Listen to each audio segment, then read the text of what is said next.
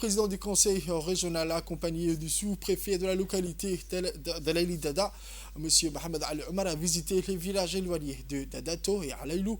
Madame la représentante de l'UNICEF à Djibouti, sur invitation du président du conseil régional, a également pris part à cette mission. À Dadato, la délégation a été accueillie chaleureusement par la communauté. Le service régional de l'éducation d'Obok, représenté par M. Abdelkader Ahmed et son équipe, était également présent. La mission a visité l'école et a participé à une rencontre communautaire où la nécessité d'agrandir l'école, de construire un dortoir et d'assurer une adduction d'eau a été soulevée par les habitants.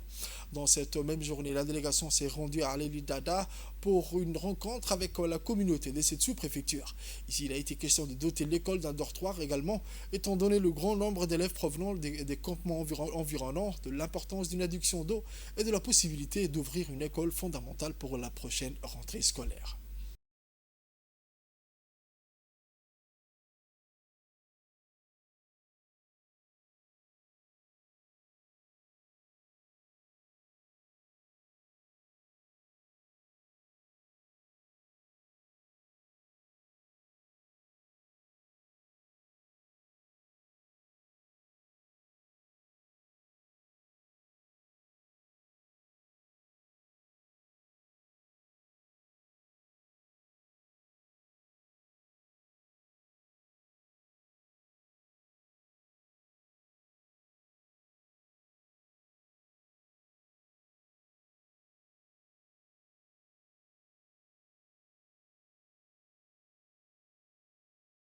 Je suis vraiment ravie d'être ici en suivant l'invitation du président du conseil régional d'Obok et aussi le préfet, le sous-préfet, l'inspecteur et le chef de village ici à Dadato.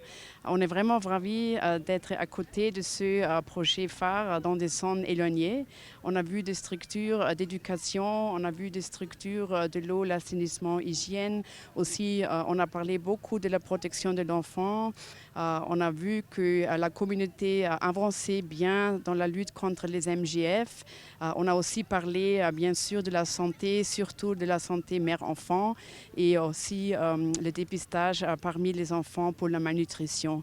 Je voudrais féliciter les autorités vraiment pour leur travail et vous assurer que l'UNICEF reste à vos côtés pour le support et je suis fière de notre collaboration très très forte. Et l'objectif du conseil régional, c'est de se rendre de temps en temps dans une localité donc éloignée. Aujourd'hui, nous nous trouvons à la Dato, dans une localité qui est située pratiquement à 150 km par la côte. Nous avons donc visité Dadato et Alaïli Dada. À la Dato, nous avons vu l'école, l'état de l'école.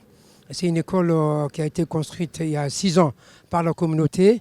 Et aujourd'hui, nous nous réjouissons que le ministère a pris une initiative rapide de réhabiliter les salles de classe qui ont été endommagées par les vents récents, les vents violents récents. Nous avons également écouté la communauté. La communauté nous a beaucoup parlé.